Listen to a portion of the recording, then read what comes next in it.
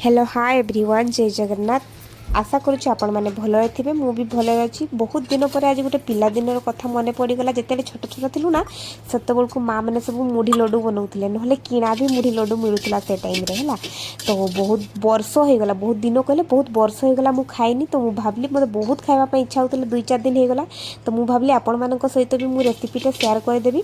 तो फास्ट तो मुझे मुढ़ी गुड़ा को भलकर भाजी नेली तापर मु घी ऐड करी घी देकर गुड़टा को भलकर पागी नौची।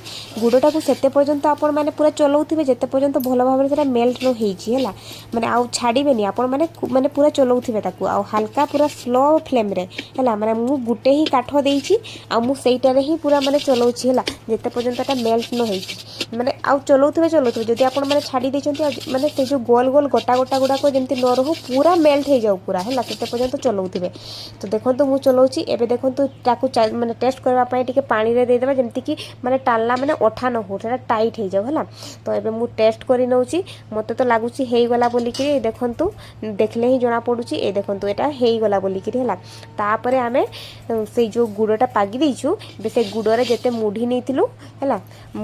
तो मु कहबा पई भूली जाइछि क्वांटिटी आपण माने जदि 2 गिना मुढ़ी नउछंती ताहले आपण माने एक गिना माने 2 गिना फुल मुढ़ी नउछंती ताहले आपण माने 1 गिना माने माने एते भी फुल नुह सेति गुड़ नै करी करि पारबे से हिसाब रे क्वांटिटी जानि पारबे है। आउ एबे मोर हेई गला सेटा पूरा मुढ़ीर पागो। तापरे एबे आमे गोल लड्डू बनेबा आगु मु हाथ रे पानी नेली आपण माने देखिले। तो केते सुंदर देखंतु बढ़िया गोल गोल लड्डू सब होछि। तो मो हाथटा एते बड़ नुह सेउ करी एते की बड़ बड़ ही लड्डू हैला। तो एबे मोर मुढ़ी लड्डू प्रस्तुत हो जाइछि। तापरे मु देखंतु बढ़िया सुंदर गोल गोल होछि। आपण माने भी घरे ट्रायल करंतु और पिला दिनर कथा को माने पकांतु। जय जगन्नाथ गाइस।